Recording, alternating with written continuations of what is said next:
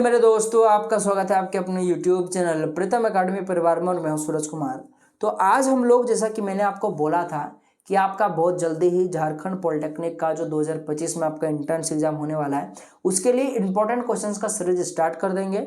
तो स्टार्ट हो चुका है, एक्चुअली देखा है तो बहुत पहले ही मैंने स्टार्ट कर दिया था, ठीक है, 1 महीना पहले। जिसमें देखा जाए तो अभी तक मैंने 5 वीडियो डाल दिया है, जिसमें से 2 वीडियो फिजिक्स का और 3 वीडियो केमिस्ट्री का है। और ये मेरा आज का 6ठा नंबर का वीडियो है और इस वीडियो में आपको फिजिक्स ले रहा हूँ, यानी कि फिजिक्स का पार्ट 3 है ये। और केमिस्ट्री का भी पार्ट 3 डल चुका है, आप लोग जाके जरूर देख लीजिएगा। बाकी मैं इन सभी वीडियो को मैं एक प्लेलिस्ट बनाकर झारखंड पॉलिटेक्निक 2025 एंट्रेंस एग्जाम या फिर झारखंड पॉलिटेक्निक एंट्रेंस एग्जाम 2025 जिससे भी नाम रहेगा उसके हिसाब से मैं एक प्लेलिस्ट बना दूंगा और इस प्लेलिस्ट में मैं सारा वीडियो डाल दूंगा। आप लोग डायरेक्टली प्रीतम एकेडमी के चैनल पर जाना, प्लेलिस्ट के सेक्शन पर जाना, वहां पर आपको पहले ही आपको मिल जाएगा ये प्लेलिस्ट। उस प्लेलिस्ट में घुस जाना, झारखंड पॉलिटेक्निक एंट्रेंस एग्जाम 2025 के नाम पर। उसमें घुसोगे तो आपको ये तमाम सारी वीडियो देखने को मिल जाएगा। उस प्लेलिस्ट को मोबाइल में सेव करके रख लेना यूट्यूब में, ताकि आप लोग के लिए क्या होगा कि आप लोग को ज़्यादा ढूंढना नहीं पड़ेगा और ऑर्गेनाइज तौर पर आपके सामने वीडियो रहेगी तो आप लोग पढ़ पाओगे।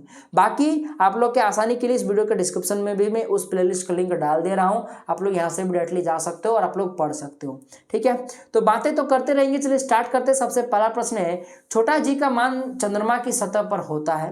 तो देखो, छोटा जी को ही हम लोग गुरुत्व त्वरण बोलते हैं, जिसको बेसिकली एक्चुअली में देखा है तो एक प्रकार का त्वरण ही होता है, इसलिए इसका ऐसा है मात्रक मीटर पर सेकंड स्क्वायर होता है।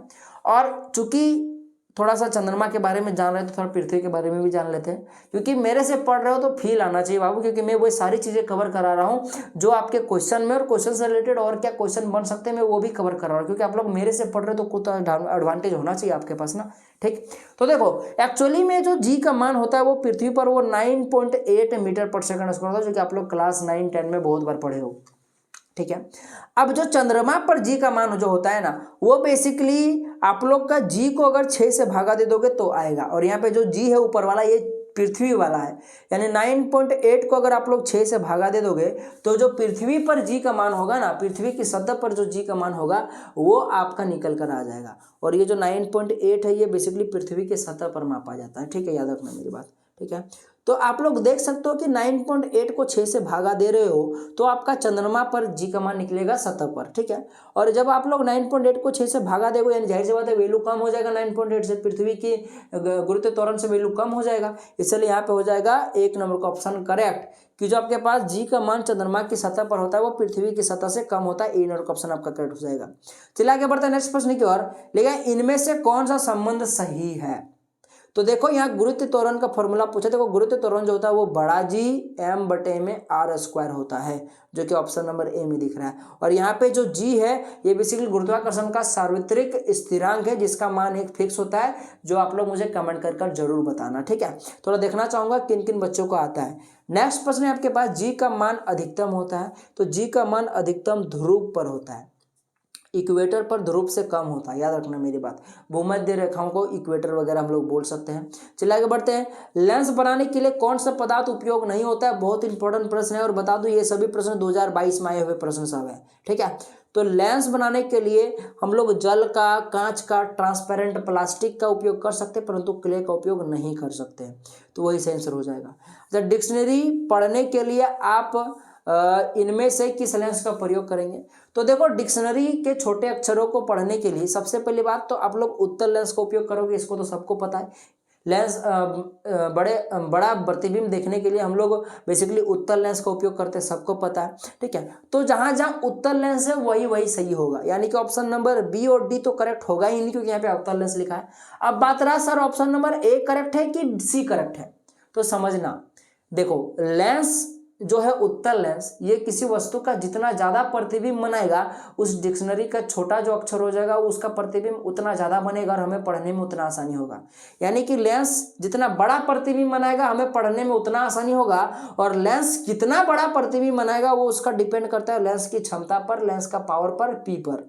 और जो लेंस की क्षमता का जो फॉर्मूला होता है वो 1/f होता है, यानी कि लेंस की जो क्षमता है वो फोकस दूरी के व्युत्क्रमानुपाती होता है।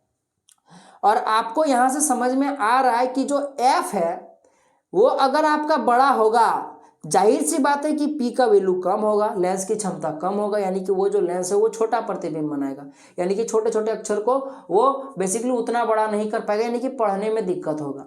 लेकिन अगर आप लोग ऐसा लेंस लो जिसकी फोकस दूरी कम होगी, तो जाहिर सी बात है कि लेंस का जो क्षमता होगा उसका वैल्यू ज़्यादा हो जाएगा, यानी वो बड़ा बड़ा अक्षर आपको दिखाएगा छोटे छोटे अक्षरों का, डिक्शनरी के छोटे छोटे अक्षरों को बड़ा करके दिखाएगा, यानी कि लेंस की क्षमता ज़्यादा होगी तो हम लोग ज़्यादा आसानी से पढ़ पाएंगे। यानी कि आपको कम फोकस दूरी वाले उत्तल लेंस का तलाश करना है। तो बताओ उत्तल लेंस 50 सेंटीमीटर फोकस दूरी वाला आपका सही रहेगा कि उत्तल लेंस 5 सेंटीमीटर फोकस दूरी वाला सही होगा। अब सबको समझ में आ गया कि सर सी नंबर का ऑप्शन करेक्ट है, क्योंकि उत्तल लेंस है साथ ही साथ फोकस दूरी कम है, 50 से कम 5 ना होता है, इसीलिए इसकी क्षमता ज़्यादा होगी तो हम लोग इसको ज़्यादा इजीली देख पाएंगे, अक्षरों को ज़्यादा बड़ा पढ़ पाएंगे। ठीक है, तो आपका सी नंबर का ऑप्शन कट जाएगा। लेंस सूत्र है तो लेंस सूत्र 1/v माइनस का 1/u बराबर में 1/f होता है, याद रखना, एक नंबर का ऑप्शन कट हो जाएगा। यही दर्पण सूत्र बोलेगा तो बस इस बीच में माइनस को प्लस कर देना तो आपका करेक्ट हो जाएगा। एक सामान्य व्यक्ति के लिए स्पष्ट दृष्टि की न्यूनतम दूरी होती है, यानी कोई एक स्वस्थ आंख है तो वो पास से पास कितने पास तक के वस्तु को देख सकता है स्पष्ट रूप से, तो 25 सेंटीमीटर। उससे कम रहेगा तो वो और नहीं देख पाएगा, दिमाग दर्द करने लगेगा, धुंधला दिखेगा, स्पष्ट नहीं देख पाओगे। ठीक है, अच्छा 25 सेंटीमीटर से कितनों दूर रहे, अनंत तक अगर वस्तु रखा है तभी मानव आंख देख सकता है, कोई दिक्कत नहीं, बशर्ते वहां से आपके आंख में लाइट आना चाहिए। ठीक है, तो क्वेश्चन अगर ये पूछे कि मनुष्य आंख की, एक स्वस्थ मनुष्य के आंख की दूरतम बिंदु कितने की वो देख सकता है, तो याद रखना अनंत हो जाएगा। नेक्स्ट प्रश्न है, लेकिन किसी वस्तु का प्रतिबिंब मानव आंख पर बनता है, रेटिना पर बनता है। नेक्स्ट प्रश्न है, गाड़ी में लगा दर्पण आवर्धन उत्पन्न करता है। सबसे पहले बात तो गाड़ी में उत्तल दर्पण लगा होता है, जो क्या करता है, जो पीछे तरफ की जो गाड़ियां होती है उसको छोटा करके आपका पास प्रतिबिंब बनाता है। इससे क्या होता है कि पीछे का बहुत बड़ा दृश्य आप लोग देख पाते हो और आप लोग सेफली राइड कर पाओगे। ठीक है, यानी कि वो क्या करता है, वस्तु का छोटा प्रतिबिंब बनाता है, यानी जाहिर सी बात है कि उसका जो आवर्धन होगा वो 1 से कम होगा, ए नंबर का ऑप्शन कट हो जाएगा। लेकिन यदि आपका प्रतिबिंब दर्पण में सीधा बनता है तो दर्पण होगा। ये टोटल 3 तरह से प्रश्न पूछा जा सकता है। देखो, अगर प्रश्न में इस प्रकार से पूछा, जैसे कि प्रश्न में दिया हुआ है कि जो आपका प्रतिबिंब बनेगा वो सदैव सीधा बनेगा, तो बताओ कौन सा दर्पण होगा, तो आपका समतल और उत्तल दोनों हो जाएगा, क्योंकि समतल और उत्तल दोनों ही सीधा प्रतिबिंब बनाता है। अच्छा, तो समतल और उत्तल में अंतर क्या है, तो देखो समतल दर्पण सीधा के साथ साथ जितना बड़ा वस्तु रखोगे, जितना लंबा वस्तु रखोगे, उतना ही बड़ा उतना ही लंबा प्रतिबिंब में बनाएगा। यानी प्रश्न में कभी अगर ऐसा पूछे वह कौन सा दर्पण है जो वस्तु का समान और सीधा प्रतिबिंब बनाएगा, तो समतल दर्पण मारना, याद रखना मेरी बात। लेकिन प्रश्न अगर कभी इस प्रकार से पूछ दे कि वह कौन सा दर्पण है जो वस्तु का हमेशा सीधा और छोटा प्रतिबिंब बनाएगा, तो उत्तल दर्पण आपका करेक्ट हो जाएगा। ठीक है, तो दोनों ही सीधा बनाता है, समतल उत्तल, बस अंतर ये कि समतल सीधा के साथ बराबर साइज का बनाता है और उत्तल सीधा के साथ छोटा साइज का बनाता है। तो आई होप कि आप लोग अब कंफ्यूज नहीं होंगे। चलिए आगे बढ़ते हैं। आंख का कौन सा भाग मृत्यु के बाद दान किया जाता है, तो कॉर्निया। अच्छा, रेटिना पर बना प्रतिबिंब होता है, तो रेटिना पर हमेशा वास्तविक और उल्टा प्रतिबिंब बनता है, क्योंकि जो मानव आंख होता है उसमें उत्तल लेंस लगा होता है। इनमें से कौन सा दर्पण सूत्र मैंने अभी आपको बताया, कमेंट करके मुझे बताइए इसका आंसर। चलो बता ही देता हूँ, एक नंबर का ऑप्शन कट हो जाएगा, 1/v प्लस का 1/u बराबर में 1/f। बस दर्पण में बीच में पॉजिटिव हो जाएगा और लेंस में माइनस हो जाएगा। ठीक है, चलिए आगे बढ़ते हैं नेक्स्ट क्वेश्चन और। किसी लेंस की क्षमता का सूत्र है, देखो यहाँ सूत्र पूछा है और यहाँ पे ऑप्शन में देख लो क्या क्या दिया हुआ है। तो एक्चुअली में क्वेश्चन गलत है, यहाँ क्वेश्चन में पूछ रहा था कि इनमें से कौन सा लेंस की क्षमता का ऐसा यूनिट है, पे बोले कि मात्रक है, तो डायोप्टर सही हो जाएगा। याद रखना, लेंस की क्षमता का अगर सूत्र पूछे तो होता है P बराबर में 1/f। लेंस की क्षमता को P से दिखाते हैं और इसका फॉर्मूला होता है 1/f। f यहाँ पे लेंस की फोकस दूरी है और फोकस दूरी मीटर में मापा जाता है, इसीलिए जो लेंस की क्षमता P होगी वो 1/m के बराबर होगी, क्योंकि यहाँ पे m हम लोग बेसिकली लेंस की फोकस दूरी होती है उसको मीटर में मापते हैं, इसलिए अगर हम लोग यहाँ पे f के जगह पर m रख दे तो 1/m देखा जाए तो लेंस का एक यूनिट निकल कर आया। अब इस m को ऊपर लेके जाओगे तो याद रखना ये माइनस हो जाएगा, क्योंकि किसी भी संख्या को अगर बटे में लिखा है और उसको ऊपर लेके जाओगे तो उसके पावर में -1 लग जाता है। तो यहाँ पे 1/m है तो इसको ऊपर लेके जाओगे तो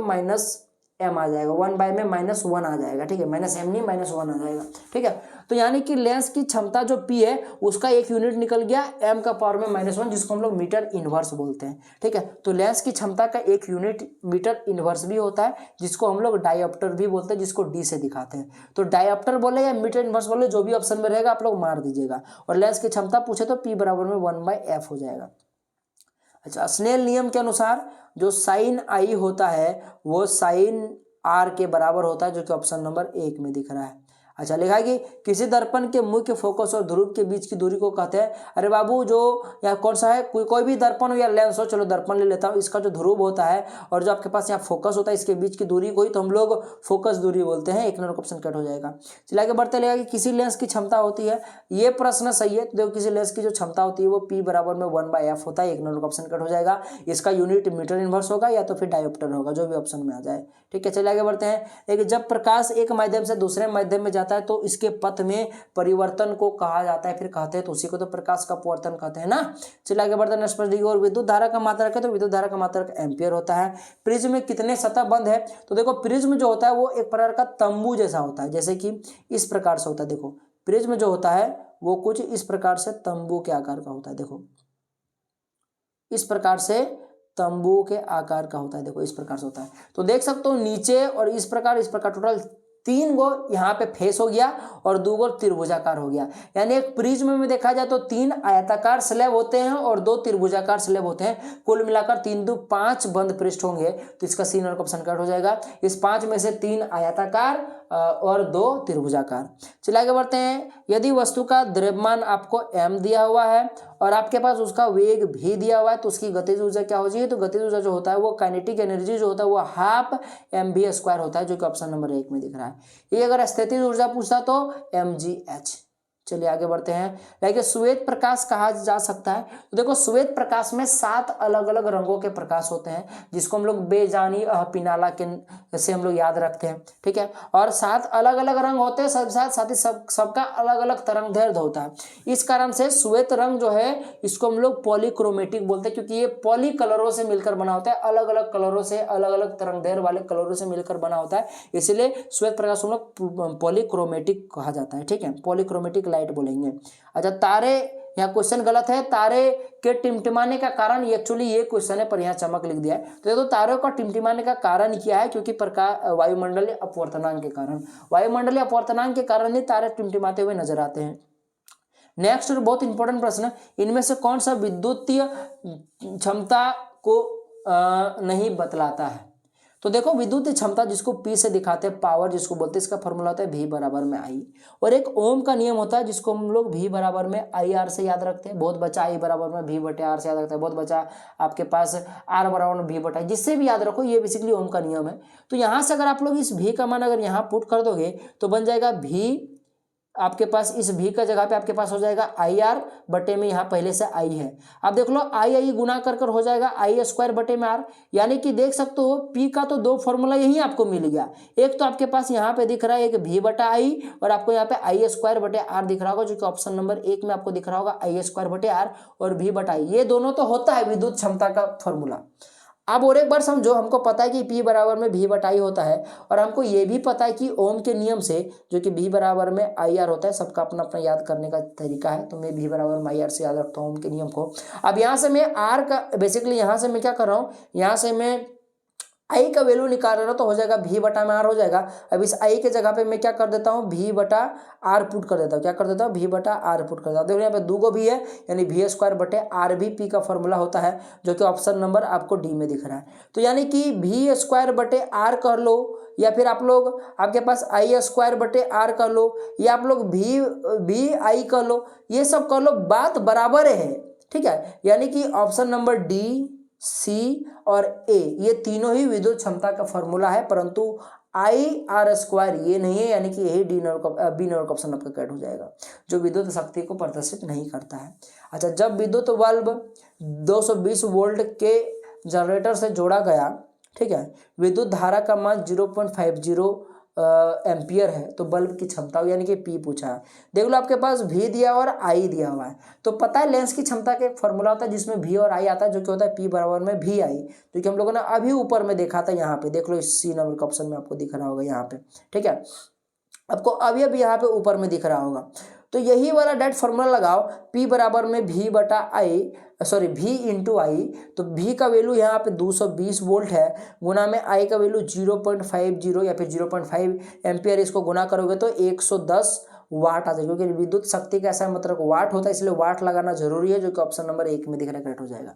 पता है पॉलिटेक्निक में जितने भी इस प्रकार से फिजिक्स के न्यूमेरिकल आते हैं, उसमें से मान लो 5 न्यूमेरिकल आया, तो 5 में से 4 का 4 न्यूमेरिकल डायरेक्टली फॉर्मूला बेस्ड होता है। बस आपको अगर फॉर्मूला पता हो, जैसे इस क्वेश्चन में आपको पावर निकालने को बोला था, भी दिया था, आई दिया था, जिस बच्चा को भी पता है कि P बराबर में भी आई होता है, वो खट से बना के नंबर ले जाएगा। अब जिसको फॉर्मूला ही नहीं आता वो बनाएगा कैसे? तो आप लोग ट्राई करो कि फॉर्मूला सारा याद कर लो। बाकी न्यूमेरिकल में अगर आपको दिक्कत है तो कमेंट जरूर कीजिएगा, ज़्यादा से ज़्यादा वीडियो को शेयर करो। अगर आपका ज़्यादा से ज़्यादा कमेंट आएगा, आपका ज़्यादा से ज़्यादा वीडियो में लाइक आएंगे, तो मैं एक अलग से न्यूमेरिकल का 1-2 वीडियो बनाऊंगा, जिसमें मैं आपको तरह तरह के न्यूमेरिकल करा के बताऊंगा, जिसमें से अगर आप लोग कर लेते हो तो आपका न्यूमेरिकल नहीं छूटेगा। तो उसके लिए बाबू आपको मेहनत करना पड़ेगा, आपको चैनल को सब्सक्राइब करना पड़ेगा, दोस्तों तक शेयर करना पड़ेगा, साथ ही साथ आपको कमेंट भी करना पड़ेगा।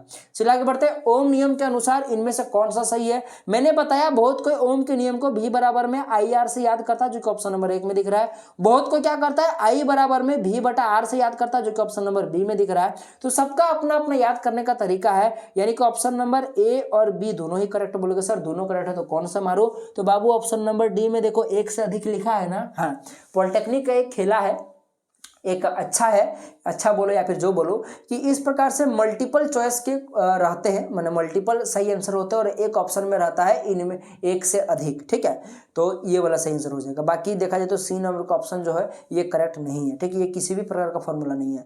अच्छा, जब कोई प्रतिरोध श्रृंखला में जुड़े होते हैं तो समकक्ष प्रतिरोध बराबर होता है। श्रृंखला यानी कि श्रेणी क्रम यार, सीरीज में जब जुड़ा होता है, सबको पता है जो तुल्य प्रतिरोध होता है वो 1 में आर बराबर होता है R1 प्लस का, R2 प्लस का, R3 प्लस R4 होता है, मैंने जितना आ रहा है जोड़ते जाओ नॉर्मली। तो ये आपको ऑप्शन नंबर 1 में दिख रहा है, करेक्ट हो जाएगा। और श्रेणी क्रम में, अगर श्रेणी क्रम में ये हो गया। अगर पार्श्व क्रम में पूछता, जिसको समांतर क्रम बोलते हैं या पैरेलल भी बोलते हैं, तब जो तुल्य प्रतिरोध होता है वो 1 में R इज इक्वल टू 1 में R1 प्लस का 1 में R2 प्लस 1 R3 आता है। फिर इन सभी को सॉल्व कर फिर आपको इस 1 में R को पलटना पड़ता है, यानी कि इसको भी पलटना पड़ता है, तब जाके आपका आंसर आता है। क्योंकि यहाँ पे जो आपका आ रहा है आंसर वो 1/R का वैल्यू आ रहा है, व्युत्क्रमानुपाती आ रहा है प्रतिरोध का, आपको प्रतिरोध निकालना है, तो 1/R को पलटना पड़ेगा। जिसको समझ में अच्छी बात है, नहीं समझ में आया कोई दिक्कत है नहीं। चलो अच्छा, इनमें से कौन सा सदिश राशि नहीं है? सदिश का मतलब होता है जिसके पास कुछ अपना वैल्यू हो और कोई दिशा भी हो, ठीक है, जैसे वेग का वैल्यू भी होता है, दिशा भी होता है, यानी कि ये सदिश है। अब वेग में परिवर्तन की दर को त्वरण बोलते हैं, यानी कि इसमें भी वेग दिशा होगा और संसत भी होगा, यानी कि ये भी सदिश है। और विस्थापन तो ऑलरेडी इसका दिशा और आपका इसका मान भी होता है, और विस्थापन सदैव सीधा रेखा में होता है, ठीक है। तो ये तीनों का तीनों सदिश राशि, परंतु चाल एक अदिश राशि, इसलिए यही सही आंसर हो जाएगा। नेक्स्ट प्रश्न है, इनमें से कौन त्वरण का मात्रक नहीं हो सकता? देखो, त्वरण जिसको एक्सीलरेशन बोलते हैं, इसका फॉर्मूला होता है आपके पास ए बराबर में, मतलब ए बराबर में नहीं, मतलब जो त्वरण होता है इसका जो मात्रक होता है वो होता है मीटर पर सेकंड स्क्वायर। आपको इसे स्क्वायर पे ध्यान दे रहा है, ठीक है, जो कि देख सकते हो 1 नंबर का, 2 नंबर का, 4 नंबर का ऑप्शन में सब में स्क्वायर है, यानी कि ये सभी मात्रक बन सकता है, परंतु सी नंबर में स्क्वायर नहीं, यानी कि ये मात्रक नहीं हो सकता। आपका सी नंबर का ऑप्शन कट हो जाएगा। लास्ट प्रश्न पर बढ़ते हैं आज के इस वीडियो का। लेकिन एक बस अपनी चाल 10 सेकंड में 36 किलोमीटर प्रति घंटे से बढ़ाकर 72 किलोमीटर प्रति घंटा कर लेता है, तो इसका आपको पास त्वरण निकालना है। आपको एक्सेलरेशन पूछा, और एक्सेलरेशन क्या होता है? वेग में परिवर्तन की दर बटा समय, और वेग में परिवर्तन की दर का फॉर्मूला होता है v minus you by T. भी यहाँ पे है अंतिम वेग, और u यहाँ पे प्रारंभिक वेग, बटा में टी यहाँ पे समय, और a तो एक्सेलरेशन त्वरण है ही। तो देख सकते हो बस जो है पहले 36 किलोमीटर प्रति घंटा की स्पीड से चल रहा था, वो बदल कर कितना बन गया? 72 किलोमीटर प्रति घंटा बदल गया, यानी कि अंतिम वेग क्या है? 72 किलोमीटर प्रति घंटा, और शुरुआती वेग क्या आपके पास? 36 किलोमीटर प्रति घंटा, यानी कि यहाँ पे v का वैल्यू 72 है और u का वैल्यू 36 है। तो बाबू इसको पुट करोगे फॉर्मूला में तो आपका 3.6 मीटर पर सेकंड स्क्वायर आ जाएगा, जो कि गलत हो जाएगा आपका। हाँ, ठीक है, क्योंकि यहाँ देख लो सभी आपको किलोमीटर प्रति घंटा में दिया हुआ है, और ऑप्शन में आपको मीटर पर सेकंड स्क्वायर में दिया। तो सबसे पहली बात आपको यूनिट को सेम करना पड़ेगा, तो किलोमीटर प्रति घंटा को पहले मीटर पर सेकंड में बदलो। तो इसीलिए 36 को अगर आप लोग किलोमीटर प्रति घंटा से मीटर पर सेकंड में बदलना चाहते हो तो इसको 5/18 से गुना कर दो, तो कितना हो जाएगा 18 दूना 36 यानी कि 5 दूना 10। तो 36 को आप लोग लिख सकते हो 10 आपके पास मीटर पर सेकेंड। उसी प्रकार से 72 को बदलोगे तो हो जाएगा 72 गुना में 5/18 से गुना कर दो तो जो 18 चौक 72 यानी कि 5 चौके 20, यानी कि इसको अगर आप लोग सॉल्व करोगे 72 को तो ये आ जाएगा आपके पास 20 मीटर पर सेकेंड। और ये 72 था आपके पास भी, यानी कि भी का वैल्यू आया 20 मीटर पर सेकेंड, और ये 36 था आपका यू का वैल्यू आया 10 मीटर पर सेकेंड। ठीक है, तो बस अब आपको फॉर्मूला पुट करना है जो कि ए बराबर में हो जाएगा भी माइनस यू बाई टी। भी का वैल्यू है 20 माइनस यू का वैल्यू 10 बराबर में टी भी 10 सेकेंड है। ठीक है, देख लेना समय भी सेकंड में दिया है कि नहीं। अब देखो 20 में 10 गया तो 10 हो जाएगा, नीचे में 10 ऑलरेडी है तो 10/10 खो के कट गया, 1 आ गया, तो 1 मीटर पर सेकंड स्क्वायर इसका फाइनल आंसर आ गया। डी नंबर का ऑप्शन आपका करेक्ट हो गया।